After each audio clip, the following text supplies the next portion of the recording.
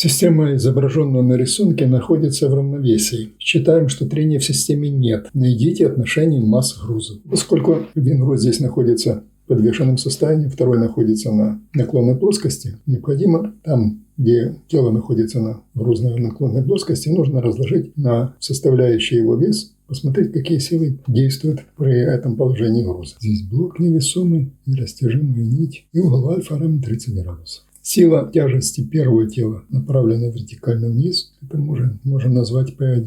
Сила тяжести второго тела тоже направлена вертикально вниз, назовем это P2. Этот груз находится на наклонной плоскости, поэтому его сила тяжести можно разложить на две составляющие. Одна составляющая, которая будет перпендикулярна наклонной плоскости, которая давит, а вторая составляющая, которая будет этот груз сдвигать вниз, будет скатывающая силой. И разложим его на две составляющие. Одна составляющая перпендикулярна, вторая составляющая будет параллельно наклонной плоскости. Этот угол альфа, вот этот альфа, и этот будут равны. Альфа равно 30 градусов здесь тоже. Для этого вам обратить внимание нужно на файл 003-020.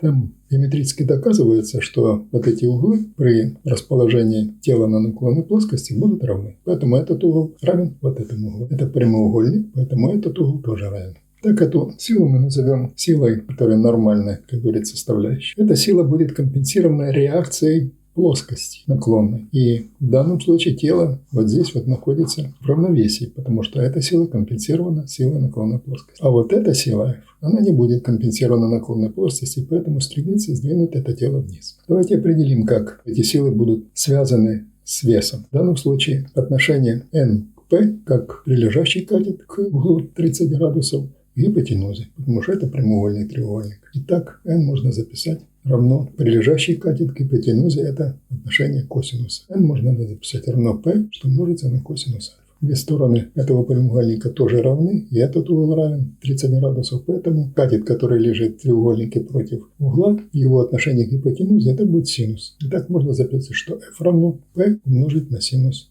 альфа. И эта сила будет стремиться это тело сдвигать вниз. Потому что в задаче сказано, что трение отсутствует. Если трение присутствовало, тогда эта сила бы она помогала силе трения. А в данном случае трения нет, поэтому на тело действует реально скатывающая сила, которая равна F. И эта сила будет удерживаться чем? Удерживаться силой натяжения нити Т.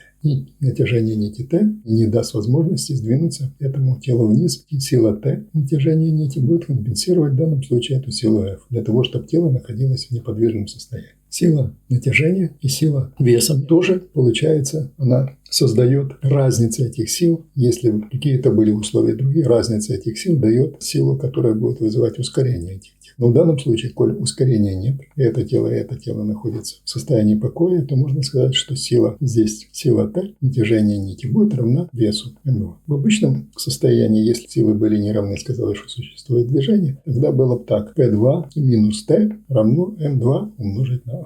Ну а поскольку здесь ускорение отсутствует, вот так бы было бы записано так. P2 минус Т равно М2 умножить на А. А поскольку А здесь равно нулю, то P2 будет равно просто Т. А здесь Т равно силе. С одной стороны, можно написать, что P2 равно Т. А что такое P2? P2 это М2 умножить на G. P1 это М1 умножить на G.